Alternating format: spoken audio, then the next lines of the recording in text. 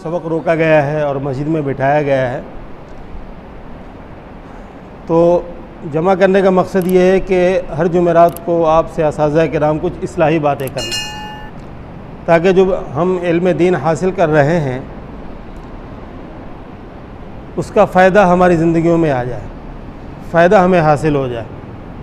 तो उसके लिए पहले भी एक तरतीब रही है कि जुमेरात को तलबा में असातिज़ा किराम कुछ इस्लाही बातें करते हैं, इस्लाही बयान करते हैं। तो इस साल शुरू में तो ये तरतीब नहीं बन सकी, आज इस जुमेरात से तरतीब बनाई गई है। साल के आखिर तक इंशाअल्लाह ये तरतीब चलेगी कि जुमेरात को कुछ वक्त के लिए असातिज़ा बारी बारी तलबा में इस्लाही कुछ बातें किया करेंगे ताकि वो तलबा के लिए मुफीद हों। देखिए, हम जो इल्म हासिल कर रहे हैं ये हकीकी इल्म है, इल्म दीन है, और इसके बड़े फ़ज़ाइल अहादीस मुबारका में वारिद हुए हैं। कुरान में अल्लाह रब्बुल इज़्ज़त ने उलमा की फ़जीलत बयान फरमाई है, हदीस में नबी सल्लल्लाहु अलैहि वसल्लम ने उलमा की फ़जीलत बयान फरमाई जो इल्म को हासिल करने वाले हैं। कौन सा इल्म? इल्म दीन। ये हमारे लिए इल्म दीन कब नाफ़े होगा कि हम जब इस पर अमल करेंगे, इसको अपने लिए नाफ़े बनाएंगे। इल्म हासिल कर लिया, अगर वो हमारे लिए नाफ़े ना बना, ठीक है, तो फिर उस इल्म का क्या फ़ायदा। मकसूद हमारा इल्म दीन हासिल करने से ये है कि ये इल्म दीन हमारे लिए नाफ़े बन जाए। इल्म नाफ़े कब बनता है कि जब तालिब इल्म उस इल्म पर अमल करने लगे। जब इल्म पर अमल करेगा तो ये इल्म उसके लिए नाफ़े बनेगा, और अगर इल्म हासिल कर लिया और उस पर अमल ना किया तो फिर उस इल्म का क्या फ़ायदा। तो इल्म नाफ़े हमारा कब बनेगा कि जब हम इल्म पर अमल करेंगे। हमने कुरान की तफसीर शुरू की। अलिफ लाम मीम पारा कुरान में पहला पारा, उसमें अल्लाह रब्बुल इज़्ज़त ने जो हुक्म दिया है पहला ईमान के बाद, वो किसका है? ईमान के बाद अलिफ लाम मीम पारे में किसका ज़िक्र है? नमाज का ज़िक्र है। अल्लज़ीना युमिनूना बिल गैबि व युक़ीमूना अस्सलात ज़ालिकल किताबु ला रैब फ़ीह। उसके बाद सबसे पहले ईमान का ज़िक्र है, अल्लज़ीना युमिनूना बिल गैबि व युक़ीमूना अस्सलात। ईमान लाने के बाद सबसे पहला जो कुरान में हुक्म, वो क्या? नमाज। अब तलबा सारे ही जानते हैं कि अल्लाह रब्बुल इज़्ज़त ने नमाज फ़र्ज़ फरमाई है, ठीक है जी। सभी जानते हैं कि अल्लाह ने नमाज फ़र्ज़ फरमाई है। इल्म तो हासिल हो गया कि अल्लाह ने 5 वक्त की नमाज हम पर फ़र्ज़ फरमाई है, ये पढ़नी है। लेकिन अगर जानकर ये नमाज हम ना पढ़ें तो फिर इस जानने का फ़ायदा क्या हुआ? हमें कुछ फ़ायदा हुआ? अगर हम नमाज ना पढ़ें तो फिर जानने का फ़ायदा क्या हुआ? अल्लाह रब्बुल इज़्ज़त ने कुरान में उलमा से मुतल्लिक़ क्या फरमाया? इन्नमा यख़्शल्लाह मिन इबादिहिल उलमा। उलमा के दिलों में अल्लाह का खौफ होता है। आलिम जो होगा उसके दिल में क्या होगा? अल्लाह का खौफ होगा, अल्लाह का डर होगा। अब यही जो खौफ है ना, ये इसको बुराई से बचाएगा। दिल में जब अल्लाह ताला का खौफ होता है तो ये खौफ जो है मुसलमान को बुराई से बचाता है। रसूलुल्लाह सल्लल्लाहु अलैहि वसल्लम ने एक मरतबा दिल की तरफ इशारा करके फरमाया, अत्तक़वा हा हुना, कि तक़वा यहाँ होता है दिल में। और तक़वा किसको कहते हैं? परहेज़गारी, खौफ। तो दूसरा नाम तक़वा है कि दिल में अल्लाह ताला का खौफ, अल्लाह का खौफ दिल के अंदर, ठीक है जी। एक खौफ होता है सज़ा का, एक खौफ होता है अज़मत की वजह से। एक तो बंदे को खौफ होता है कि अगर मैंने ये काम ना किया तो डांट पड़ेगी, सज़ा मिलेगी, और एक खौफ इसकी वजह से होता है कि बड़े की अज़मत दिल के अंदर है कि बड़ा क्या कहेगा। मुमिन के दिल के अंदर ये खौफ हो कि अगर कुछ भी मैं अमल कर रहा हूँ तो मेरा अल्लाह मुझको देख रहा है और मैं क़यामत के दिन अपने रब के सामने खड़ा होऊंगा, उस वक़्त अल्लाह के सामने किस मुँह के साथ खड़ा होऊंगा। एक शख्स जो है तन्हाई के अंदर गुनाह करेगा, लेकिन अगर बाप सामने बैठा हो तो वो गुनाह करेगा, उसका जो है ना उस्ताद सामने बैठा हो तो नहीं करेगा, ठीक है। उसका कोई यार दोस्त और उसके कोई साथी बैठे हों तो उनके सामने वो अमल नहीं करेगा। क्यों? उसको खौफ कि ये क्या कहे, वालिद क्या कहे। तो दिल में अल्लाह ताला का खौफ हो कि अल्लाह के सामने मुझे खड़ा होना है क़यामत के दिन, मेरा अल्लाह मुझे देख रहा है, फ़रिश्ते किरामन कातिबीन मौजूद हों तो मेरे नामा अमल के अंदर ये अमल लिख रहा है। तो ये खौफ गुनाह से बचाता है। इसकी मिसाल देखिए कि एक शख्स है, वो रिश्वत ले रहा है, उसने 1 लाख रुपया रिश्वत ले लिया। देखने में जो है ना ये उसके बड़े काम आने वाला है, लेकिन फिर उसको पता चला कि मुझे रिश्वत लेते हुए पुलिस वालों ने देख लिया है और वो मेरे पीछे लगे और वो भाग रहा है। अब उसको पता है कि अगर मैं पकड़ा गया रंगे हाथों इस रिश्वत के साथ तो क्या होगा कि बेइज्जती भी होगी, सज़ा भी मिलेगी और नौकरी भी जाएगी। तो वो अब क्या करेगा कि वो लाख रुपया जो उसके हाथ में है रिश्वत का तो आगे गटर आएगा तो वो गटर के अंदर डाल देगा।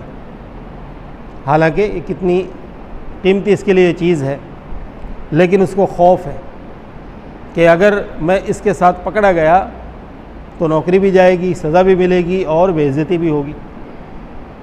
इसी तरह मुमिन के दिल के अंदर जब खौफ होगा अल्लाह ताला के कि मेरा अल्लाह मुझे देख रहा है और इस पर मेरा अल्लाह जो है मुझे सज़ा भी देगा और शर्मिंदगी भी होगी, तो वो लज्जत वाला जो गुनाह है ना उसको भी छोड़ देगा। बज़ाहिर उसमें लज्जत है, लेकिन उस वक़्त उसको वो छोड़ेगा अल्लाह के खौफ की वजह से। तो दिलों में अल्लाह ताला का खौफ पैदा करें तो ये इल्म हमारे लिए क्या बन जाएगा? नाफ़े बन जाएगा। क्योंकि जब अल्लाह का खौफ दिल में होगा तो फिर हम वक्त के ऊपर नमाज भी पढ़ेंगे, वक्त के ऊपर जो है दीगर नेक अमाल भी करेंगे, ठीक। क्योंकि अल्लाह ताला ने जो ईमान वालों की उलमा की सिफ़त बयान फरमाई वो क्या? इन्नमा यख्शल्लाह मिन इबादिहिल उलमा। लेकिन हम क्या कर रहे हैं?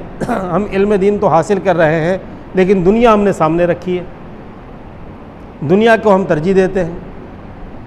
बल तुसिरून अल हयात दुनिया वल आखिरतु खैरुन व अबक़ा। दुनिया की ज़िंदगी को हम तरजीह दे रहे हैं, उसको सामने रखा है। लेकिन आलिम बनने के बाद दुनिया के एतबार से हमें क्या रुतबा मिलने वाला है? ज़्यादा से ज़्यादा जो है किसी शहर में कोई बड़ी मस्जिद में इमाम लग जाएगा। तो इमाम हो जाना दुनिया के एतबार से कोई रुतबा है दुनियादारों की नज़र में? उलमा का, आइम्मा किराम का दुनियादारों की नज़र में कोई रुतबा है? तो फिर अगर जो है तालिब इल्म दुनिया को सामने रखे तो क्या मिलेगा उसे? तो इल्म दीन को हासिल करने का मकसद क्या है? आखिरत। तो उसके लिए हमें अपने इस इल्म को नाफ़े बनाना है। हमारे अंदर एक कमज़ोरी तो ये है कि जिस तरह हमें इल्म हासिल करना चाहिए उस तरह हम इल्म हासिल कर नहीं रहे, उसके अंदर कमज़ोरी। क्योंकि इल्म के हुसूल के लिए हमें जो मेहनत दरकार है वो मेहनत नहीं है हमारा। तलबा दिन ब दिन उस मेहनत से दूर होते जा रहे हैं। इल्म दीन के हुसूल के लिए भी तो तक़वा परहेज़गारी लाजिम है। दिल में तक़वा होगा, परहेज़गारी होगी, दिल में नूर होगा तो ये इल्म दीन नूर है, आएगा। अगर दिल में जुल्मत होगी तो कैसे आएगा? हमारे दिलों के अंदर गुनाहों की जुल्मत है और इल्म दीन क्या है? नूर है। तो ये जुल्मत के साथ जमा कैसे होगा? दिलों के अंदर जब जुल्मत गुनाहों की है या नहीं है?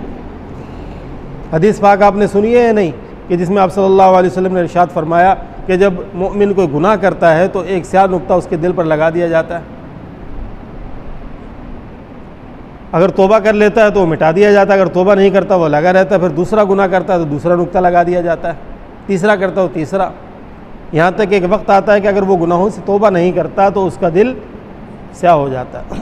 कल्ला बल गाना अला कुलूबिहिम, आकान एक से, तो दिल स्याह हो जाता है। तो दिल में जब जुल्मत आ गई, गुनाहों की जुल्मत भरी हुई है, तो इल्म दीन तो नूर है ना, तो नूर जुल्मत के साथ जमा कैसे होगा? आएगा भाई। तो ये निकलेगा, जुल्मत निकलेगी तो इल्म आएगा ना, नूर। जब तक ये नहीं निकलेगा तो कैसे आएगा? हिस्सी मिसाल आप देख ले कि अगर एक गिलास है, उसके अंदर आपने जो है ना गटर का पानी भर दिया है, ठीक है, एक गिलास आप लो, उसमें बाहर गटर से, नाली से गंदा पानी भर लो, तो अब अगर कोई उसमें दूध डालना चाहे तो लोग क्या कहेंगे कि भाई पहले इसको साफ़ कर धो।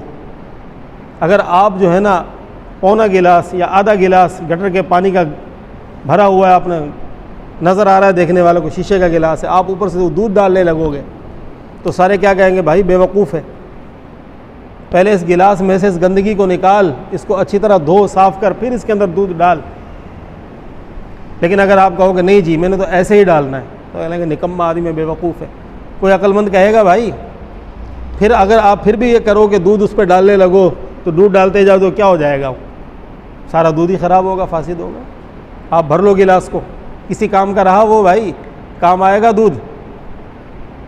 ज़्यादा नहीं, थोड़ा सा भी हो नीचे तह के अंदर, थोड़ा सा गटर का पानी हो और ऊपर से आप दूध डालो, तो लोग क्या कहेंगे? अकल क्या कहती है? पहले इस गिलास से ये गंदगी जो थोड़ी सी भी है तह के अंदर, इसको निकाल दो। निकालने के बाद इस गिलास को साफ पानी से पहले अच्छी तरह धो, साफ़ करो, फिर इसके अंदर दूध डालो, ठीक है? तो फिर जो है ना दूध आपके लिए नाफ़े बनेगा, फ़ायदेमंद बनेगा। तो आप उसको पी भी सकते हो, चाय भी बना सकते हो, जैसे भी इस्तेमाल करो। लेकिन अगर आपने उसी गंदगी के ऊपर दूध डाल दिया तो वो नाफ़े होगा आपके लिए भाई? फासिद हो गया, नहीं हो गया? तो ऐसे ही दिल की मिसाल है। और ये इल्म दीन क्या है? नूर है। हदीस पाक में दूध से इसकी मिसाल दी गई, ठीक है? मिशकात वालों ने हदीस पढ़ी है कि आप सल्लल्लाहु अलैहि वसल्लम ने ख्वाब में देखा कि आपको दूध पेश किया गया, आप सल्लल्लाहु अलैहि वसल्लम ने इसको पिया, यहाँ तक कि आप खूब सैराब हो गए, यहाँ तक कि आपकी उंगलियों से जो है ना वो शराबी नज़र आने लगे। फिर आप सल्लल्लाहु अलैहि वसल्लम ने वो दूध दूसरे सहाबी को, गालिब उमर रज़ी अल्लाह उनको अता फरमाया। तो आपसे पूछा, या रसूलल्लाह आपने इसकी क्या तावील ली? तो आपने क्या फरमाया? इल्म। तो इल्म जो है ना नूर है। तो हमारे दिल के अंदर अगर गुनाहों की गंदगी भरी हुई है, ऊपर से हम इल्म डालना चाहें, अगर तो फुल गुनाह बने हुए हैं तो इल्म आएगा, ऊपर ऊपर से चला जाएगा। और अगर जो है ना कुछ गुनाह कम हो गए, फिर भी अंदर जुल्मत रही गुनाहों की, फिर भी डालेंगे तो वो इल्म की फासिद होगा, नहीं होगा? तो इल्म के हुसूल के लिए हमें गुनाहों की जुल्मत से अपने दिल को साफ़ करना है, ठीक है? और हमारे दिल साफ़ कैसे होंगे? ज़िक्र से, कुरान की तिलावत से। ज़िक्रुल्लाह, अल्लाह का ज़िक्र करना, कुरान की तिलावत करना, ये दिलों के लिए सैकल है। जैसे हम किसी चीज़ के ऊपर जंग लगा होता है तो उसको साफ़ करने के लिए रेग मार लेते हैं, उससे उसको रगड़ते हैं, तो एक वक्त आता है उसका जंग उतर जाता है। ऐसे ही कसरत से हम जब कुरान की तिलावत करेंगे, अल्लाह का ज़िक्र करेंगे, तो दिल साफ़ होने लगेगा। दूसरा, अल्लाह ताला से गुनाहों की तौबा करनी। गुनाहों से जब तौबा करेंगे तो अल्लाह ताला गुनाहों को माफ़ फरमा देते हैं। अत्ताइबु मिनज़्ज़म्बि कमल्ला ज़म्ब लहू, तो अल्लाह ताला गुनाहों को माफ़ फरमा देंगे। फिर अपने आप को गुनाहों से बचाते रहें। तो इससे जो है ना हमें ये इल्म जो हासिल होगा तो हमारे दिल के अंदर इल्म नाफ़े आएगा। वरना तो जो है हम सारा दिन गुनाह करते रहें, नमाज ना पढ़ें। अब एक तालिब इल्म फजर की नमाज़ नहीं पढ़ रहा है हदीस का तालिब इल्म, दरस निज़ामी में उसने दाखिला लिया, दर्जा उला का, सानिया का, यहाँ तक के साबिया तक के तलबा, ऊपर के दर्जात के, अगर वो भी नमाज ना पढ़ें, फजर की नमाज़ नहीं पढ़ी है और आकर वो मुँह धोकर वुज़ू करके आके दरसगाह में बैठ गया, तो क्या ख्याल है? उसको वो नाफ़े इल्म हासिल होगा भाई? तालिब इल्म और फजर की नमाज़ ना पढ़े या कज़ा कर दे और बाद में वो कहता है कि जी 8 बजे उठ के पढ़ता हूँ। तलबा से पूछते हैं नमाज़ पढ़ी? नहीं। कब पढ़ी थी? 8 बजे उठ के पढ़ी थी जी। क्यों? नींद।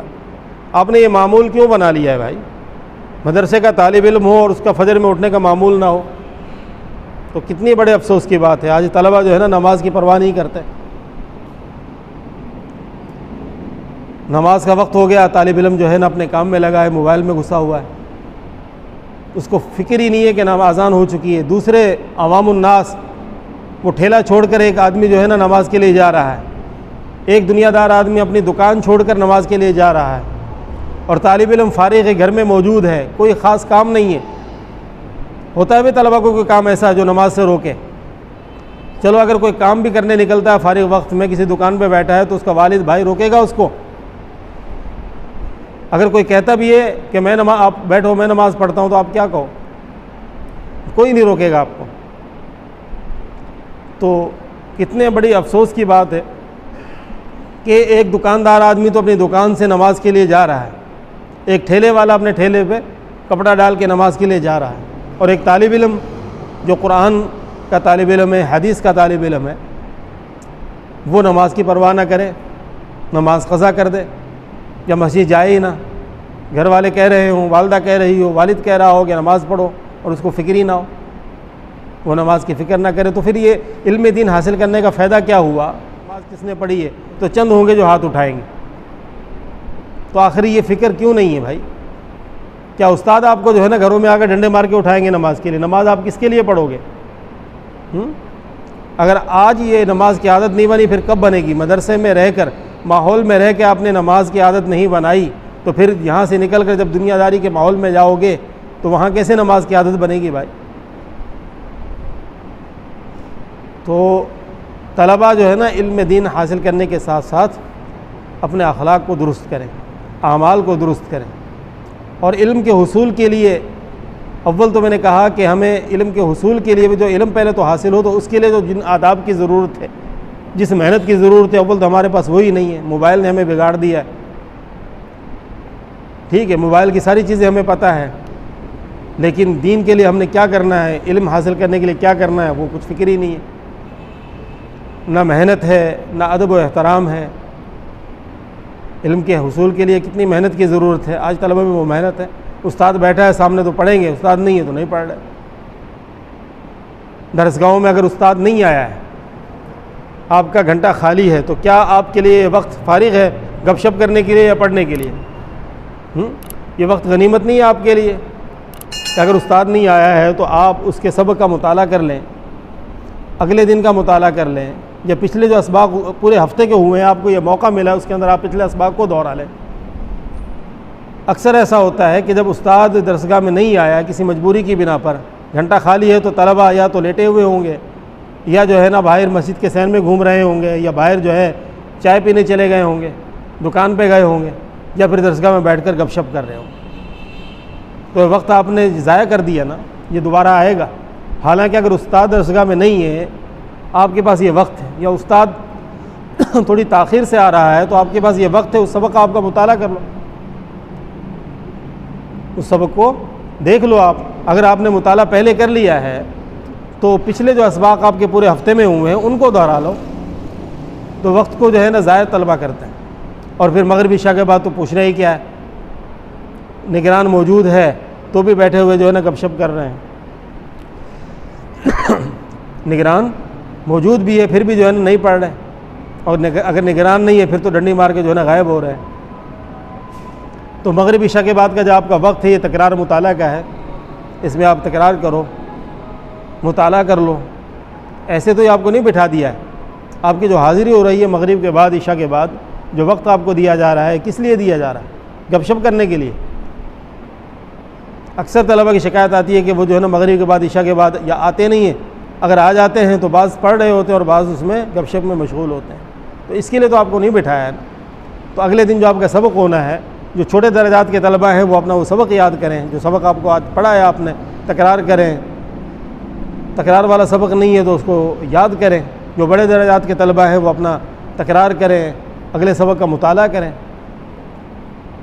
और जब आप सबक के लिए बैठे हैं, उस्ताद पढ़ा रहा है, तो गौर से उस सबक को सुने, तवज्जो से। बाज़ तलबा ऐसा भी होता है कि उस्ताद पढ़ा रहा है, सामने मौजूद है, लेकिन दिमाग कहीं और है। उस्ताद के सामने बैठा, दिमाग मोबाइल में घूम रहा है कि मोबाइल ये वाला आया है, ये वाला अच्छा मोबाइल आया है, इसके अंदर ये सॉफ्टवेयर आया है, ये जो है एप्लीकेशन आई, इसी में लगे हुए हैं। दिमाग हाजिर नहीं है। जिस्म हाजिर है लेकिन दिमाग हाजिर नहीं। जिस्म के साथ दरसगाह में दिमाग भी हाजिर करके बैठें, तवज्जो से उस्ताद का सबक सुने। पहले तलबा इसका एहतमाम करते थे, साथ कोई पेंसिल रखते थे, कोई पेन रखते थे, उस्ताद कोई बात कह रहा है तो उसको लिख रहे थे। आज इसकी जो है ना ये नज़र ही नहीं आता तलबा में, बस वो सुन गुन बैठे हुए सुन रहे हैं। तालिब इल्म के पास जो है ना पेंसिल होनी चाहिए, पेंसिल अपनी ज़ाती किताब होनी चाहिए। उस्ताद कोई बात कहे तो उसको लिख लें, पूरी बात नहीं लिखी जा रही तो थोड़ा सा इशारा लिख लें उसका। मसलन उस्ताद इख्तिलाफ बयान कर रहा है तो इख्तिलाफ का थोड़ा थोड़ा इशारा डालते जाएं कि इमाम मोहम्मद ने यह कहा, इमाम मालिक का ये है, इमाम शाफ़ी का ये कौल है, ठीक है, साहिबान का ये कौल है, इमाम अबू हनीफा का ये कौल है। मुख्तसर जो है ना वो इख्तिलाफ लिखते रहें, ठीक है। थोड़ा सा आपने इशारा डाल दिया, बाद में उसको कापी में लिख लें, या उसी अगर आपकी ज़ाती किताब तो हाशिए के ऊपर थोड़ा बढ़ा कर वो इख्तिलाफ लिख लें। ज़हन नशीन करे बात, तहरीर से जो है ना ज़हन नशीन ज़्यादा होती है, बात याद रहती है।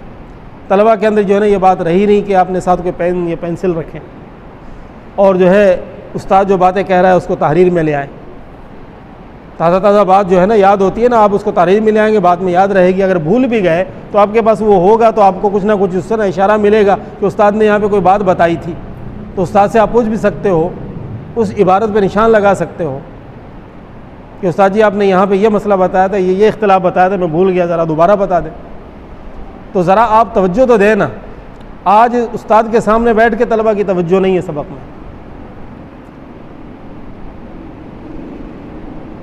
और अदब व एहतराम बिल्कुल ख़त्म हो गया। जैसे स्कूल कॉलेज के तलबा थे ना, वही जो है ना मदारिस के तलबा का हाल होता जा रहा है। ना कोई उस्ताद करीब से गुज़र रहा है, कोई सलाम करना है, कोई परवाह नहीं है। उस्ताद आपका जो है ना बाहर जा रहा है, उसकी कोई जुतियाँ सीधी कर दी, कोई फ़िक्र नहीं है। अपने मस्त मौला तलबा घूम रहे हैं। उस्ताद आया है, करीब से गुज़र गया, तलबा को पता नहीं वो खड़े हुए बातें कर रहे हैं, उनको ये भी नहीं है करीब में खड़े हुए बातें कर रहे हैं, उस्ताद गुज़रता हुआ जा रहा है, उनको परवाह ही नहीं। ठीक है, होता नहीं होता ऐसा।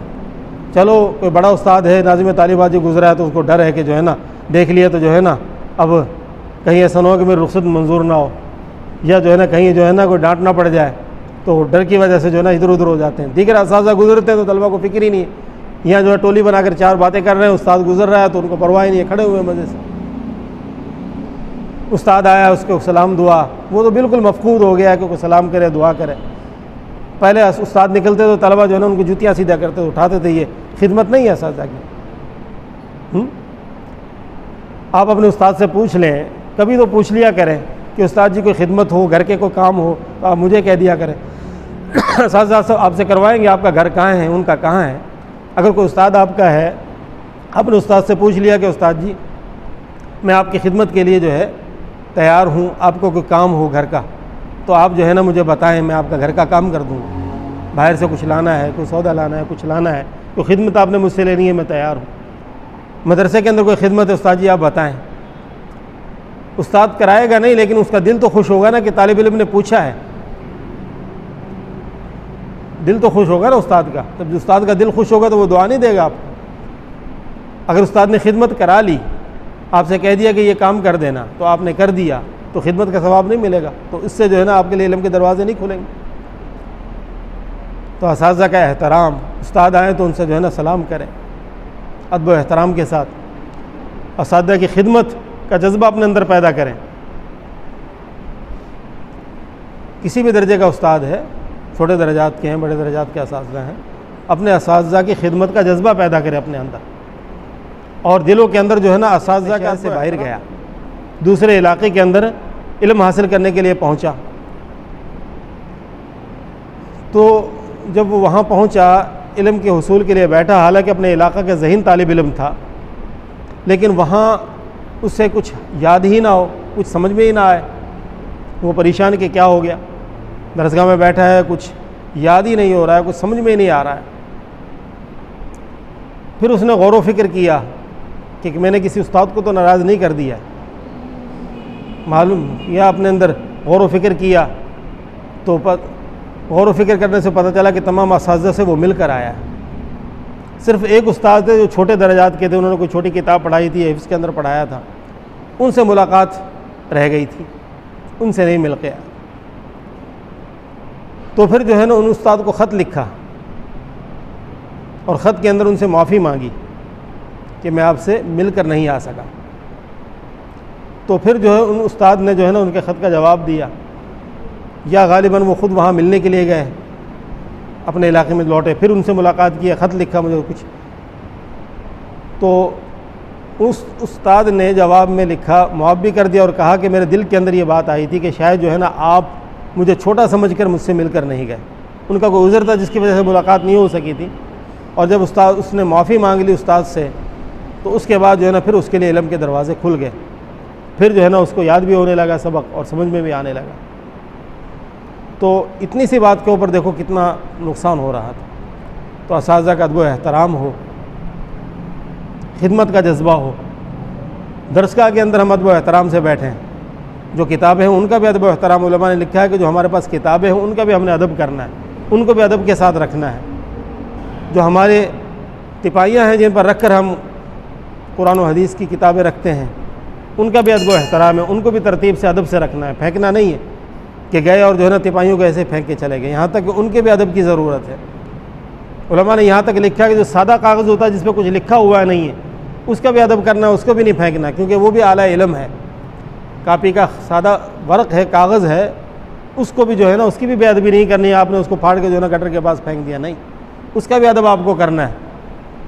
क्यों? इसलिए कि वह आला इल्म है, उससे इल्म आपने हासिल करना है। यहाँ तक मैंने एक आलिम से सुना कि जो हमारे पास कलम होता है उसको भी हम गलत इस्तेमाल नहीं करें। बाज़ तलबा होते हैं जो रिहाशी होते हैं, नाड़ा डालने के लिए कोई लकड़ी या नाड़ा डालनी नहीं मिली है तो उसने कलम उठाया और कलम से नाला डाल लिया। तो एक आलिम से मैंने सुना कि ये भी बहुत बड़ा जो है ना बेअदबी है कि कलम को आप जो है ना नाड़ा डालने के लिए इस्तेमाल कर रहे हो, हालांकि ये तो आला इल्म है। नून वल कलम, अल्लाह ने तो कलम की कसम खाई है। ठीक है, ठीक है भाई। तो इसका भी एहतराम करना है। सादा जो कागज़ हमारे पास है उसका भी हमने एहतराम करना है, क्योंकि वो भी आला इल्म है। आज ये सादा है, कल आप इसके ऊपर कुछ इल्मी बातें तहरीर करोगे। इसी कागज़ के ऊपर कुरान तहरीर है, ठीक है। इसी कागज़ के ऊपर अहादीस मुबारका लिखी हुई हैं, इसी कागज़ के ऊपर दीगर इल्मी बातें लिखी हुई हैं। तो इस कागज़ का भी अदब करना है। इसलिए आपने पढ़ा है, फ़ुक़हा किराम ने इससे इस्तंजा मकरूह लिखा है, इस्तंजा जायज़ नहीं। क्यों? क्योंकि आला इल्म। तो इसका भी अदब एहतराम ज़रूरी है। तो ख़ुलासा पूरी बात का ये हुआ कि हम जो इल्म दीन हासिल कर रहे हैं ना, इसके लिए हमें अव्वल तो इस इल्म को हासिल करने के लिए मेहनत करनी है, और इस इल्म के हुसूल के जो आदाब हैं, जो शराइत हैं, उनकी पाबंदी करनी है। ठीक है जी। और दूसरा फिर हमने इस इल्म को नाफ़े बनाना है। नाफ़े कब बनेगा? जब दिल में अल्लाह का खौफ पैदा होगा, तक़वा आएगा, परहेज़गारी आएगी, तवाज़ो इनकिसारी आएगी, तब ये इल्म हमारे लिए नाफ़े बनेगा। इन्हीं को अल्लाह ताला ने कुरान में आलिम फरमाया है। जिनके दिल में अल्लाह का खौफ है उन्हीं के बारे में फरमाया कि ये उलमा है। सिर्फ़ इल्म का सीख लेना और फिर उसके ऊपर अमल ना हो, अल्लाह का खौफ तालिब इल्म के दिल में ना हो, तो फिर वो इल्म नाफ़े नहीं है। अगर अल्लाह का खौफ दिल में होगा तो सुबह उठेगा वो नमाज के लिए, फिर फजर में वो सोएगा नहीं, क्योंकि दिल में अल्लाह का खौफ है, डर है कि मेरा अल्लाह नाराज़ होगा मुझसे। तो फिर वो नमाज के वक्त के अंदर इधर उधर नहीं भागेगा, अपने दुनिया के कामों में नहीं लगेगा, तो वो नमाज के लिए भी जाएगा, वो ज़िक्र व अस्कार भी करेगा। तलबा के लिए तो 5 वक्त नमाज के अलावा तहज्जुद की पाबंदी भी लाजमी है। तलबा तो 5 वक्त की नमाज के भी जो है ना सुस्त हो गए हैं। हालांकि 5 वक्त की नमाज का भी अब एहतमाम करें, उसके साथ साथ तहज्जुद का एहतमाम करें। तहज्जुद के लिए तालिब इल्म के लिए जागना ज़रूरी नहीं है। खुसूसन जो दर्जा कुतुब के तलबा हैं, उनकी जब छुट्टी होती है रात को 10:30-11 बजे, तो सोने का मामूल ही 11 बजे के बाद है, 12 बजे 11:30 बजे है। तो सोने से पहले आप वज़ू करें और 4 रकात 8 रकात जितनी आपको तौफीक होती है नफल पढ़ लें, तो ये तहज्जुद है। तहज्जुद के लिए सोना शर्त तो नहीं है कि हम सोकर उठकर तहज्जुद पढ़ें। जब 12 बजे के बाद आप सो रहे हैं तो वक्त तहज्जुद का शुरू हो गया है ना, तो उस वक्त आप जो है ना कुछ नवाफिल पढ़ के सोएं तहज्जुद की नीयत से। वज़ू करके बावज़ू सोना है तो उसके लिए बावज़ू भी आप हो जाओगे, कुछ नवाफिल पढ़ लोगे, ज़्यादा नहीं 2 रकात पढ़ लो। आस्ता आस्ता शुरू तो करो, पहले 2 रकात, आदत बनेगी, आस्ता आस्ता 4 पे आ जाओगे, 8 पे आ जाओगे। तो तहज्जुद का एहतमाम करें। सुबह इशराक का एहतमाम करें। जब आप सुबह दरसगाह के लिए आ रहे हैं तो इशराक का टाइम है ना, तो नवाफिल पढ़ना कोई मुश्किल है? मदरसे के अंदर आप हो, माहौल में हो, आज आदत बना लेंगे तो ये आदत आगे भी आपके लिए रहेगी। तो इशराक का एहतमाम करें। मगरिब के बाद जो है ना आप अव्वाबीन के नवाफिल का एहतमाम करें।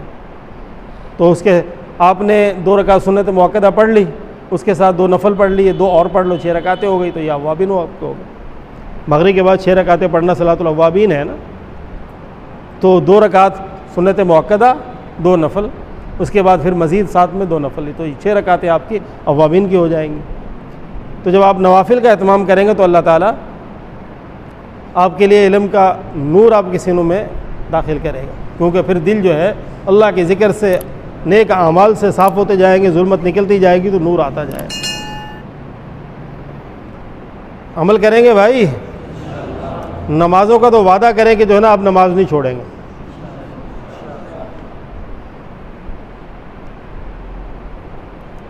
और दिल में जो है ना अल्लाह ताला से अहद कर लें कि हम तहज्जुद का भी एहतमाम करेंगे और इशराक और अवाबीन का भी एहतमाम करें।